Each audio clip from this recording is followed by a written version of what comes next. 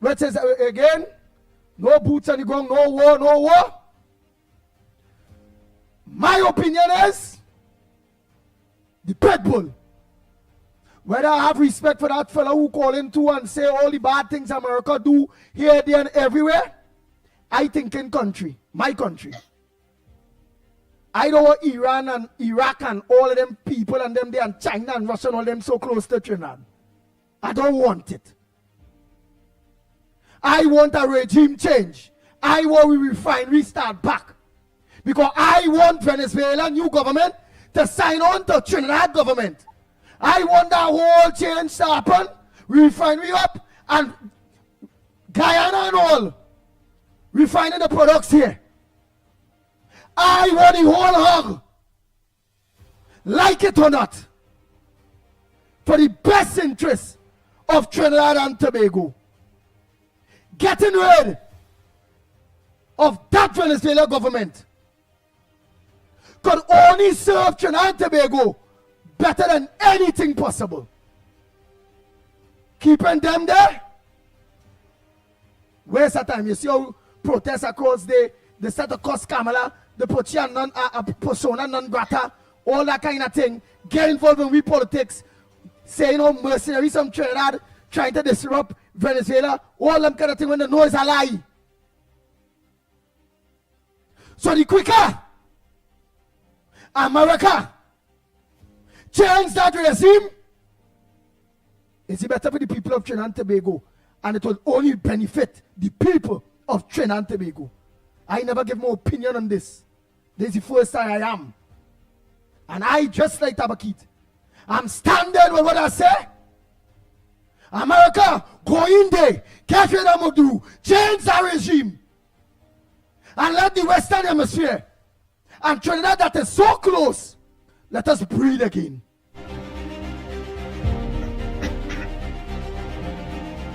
Bang, bang, bang, bang, bang, bang. The Ground Report with Mikey K, Andy Williams, and Lennox Smith. Lennox Smith, everyone add something before I take some calls? Yeah. I cannot help but be impressed. I think you should go to the top of the class for that pragmatic analysis and with the appropriate, what I consider to be exemplification or the analogy with respect to your neighbor, inviting, of course, elements that will be to the detriment of the wider and your personal safety. And I think that is critical. But what is clear here is that there is a conflict or a clash, if you want to call it that, of ideological positions. But of course, the underlying factor really that all of those who want a zone of peace, they don't want, of course, boots on the ground, is this: none of them have touched on, even with a distant rod, the whole question of what is happening on the ground in Venezuela. The reality is, you could say how much resources Venezuela has and the ultimate intention of the Americans, etc. But the fact is that no zone of peace is possible. The rationale for America entering or not entering, as far as a regime change is concerned, has not been touched by these advocates, and that is where my problem is. They are talking that talk in isolation, as if that is the beginning and the end all, as if it's the omega and the alpha and the omega. The fact of the matter is that it was Maduro and his goons, Maduro and his oligarch that have emasculated and have taken over and undermine, of course, the people themselves of Venezuela. That is the issue here, and therefore the suffering which has been extended and projected to us here in Trinidad, and of course surrounding countries, whether it be Brazil, whether it be Guyana, whether it be Argentina, whether it be Chile, whether it be Bolivia. The fact of the matter is that could not have happened if what was taking place by the government, if you want to call it that, or by the Maduro regime, if it was not happening in Venezuela. And therefore, we are suffering the consequences. Nobody that has a position on the question of a zone of peace have been able to seriously attack that problem because it is intractable. You can't explain it because there is no justification for it. And therefore, when in the context of a Trinbagonian, and the Americans would have taken the action that they would have, then if you're talking at the same time, acting in your own best interests, acting because it is right for Trinidad and Tobago, then it is clear that a change of regime or a change of attitude or a different approach in Venezuela will certainly benefit Trinidad and Tobago, because people who migrated here from Venezuela would have engaged in reverse migration, go back there, because what is the sense you're talking about is the world's greatest deposit, is the world's most deposit, is the world's greatest source of that commodity called oil and gas. But the people cannot benefit and ought to benefit. Your common sense will tell you that that place is supposed to be the Singapore of the West, or the America of the South. Hello? Because the United States is in the North, so the America of the United States of the South. Hold on, nobody. All of those appellations, all of those references can be made potentially, but the fact is that because of the Maduro brutal, harsh, wicked, diabolical administration, and they agreed for power by a small group of individuals that have captured government and of course emasculated and destroyed, of course, the economy and the potential for wealth creation and the happiness of the people.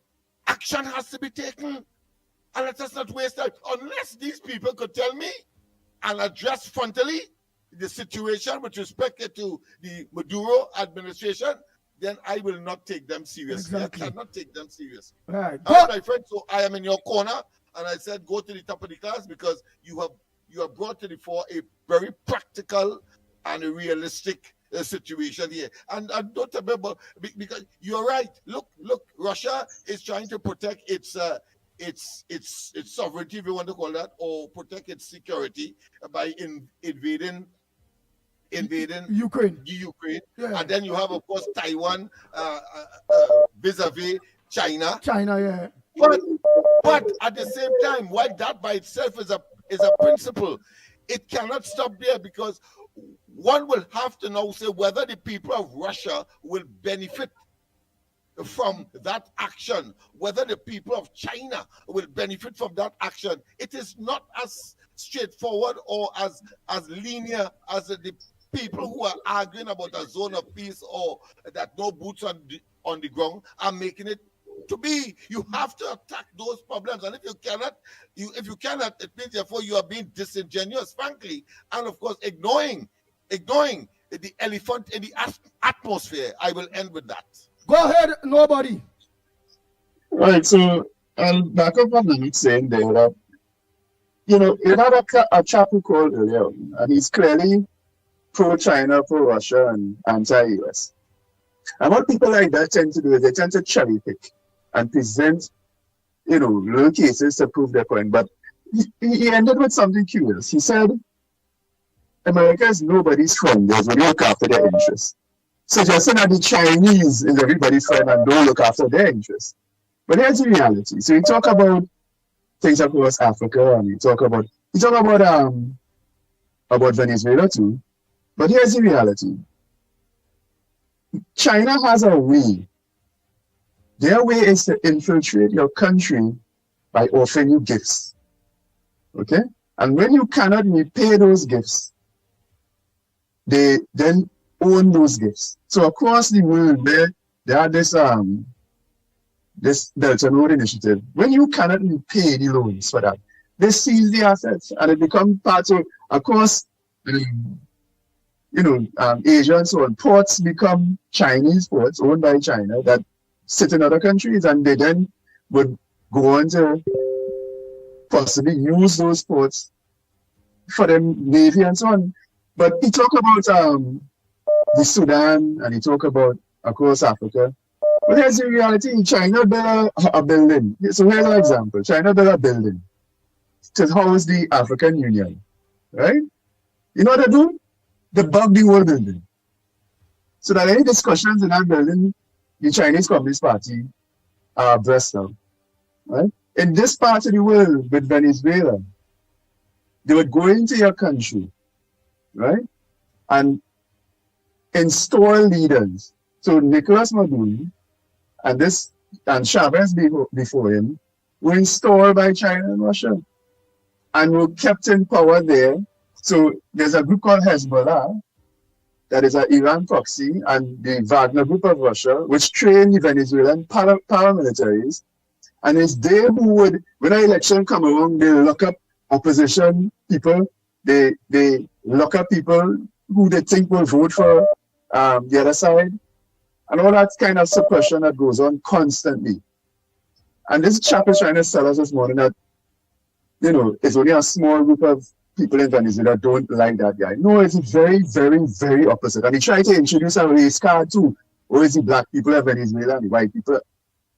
All of that is the typical kind of narrative these people are selling to make you believe that ideologically you should abandon the West and to look to the East for some kind of thing. And it's really, if you're not careful, what I want to suggest to people is read into things more. If you're not careful, if you just listen to that kind of surface stuff, you could get carried away.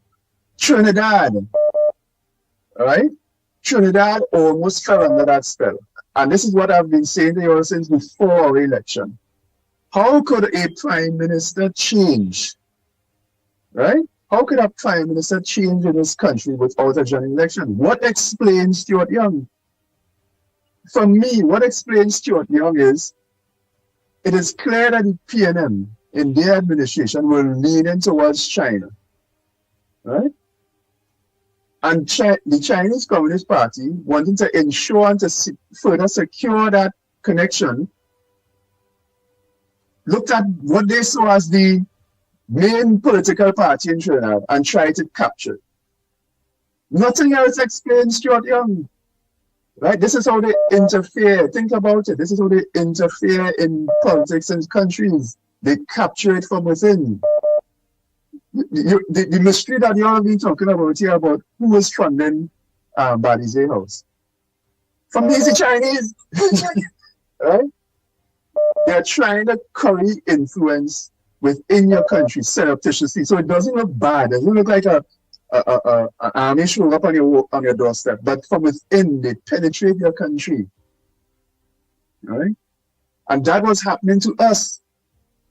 And this chap is trying to convince us that didn't happen in Venezuela, right? The amount of nonsense we allowed over the last few years with smuggling Venezuelan oil,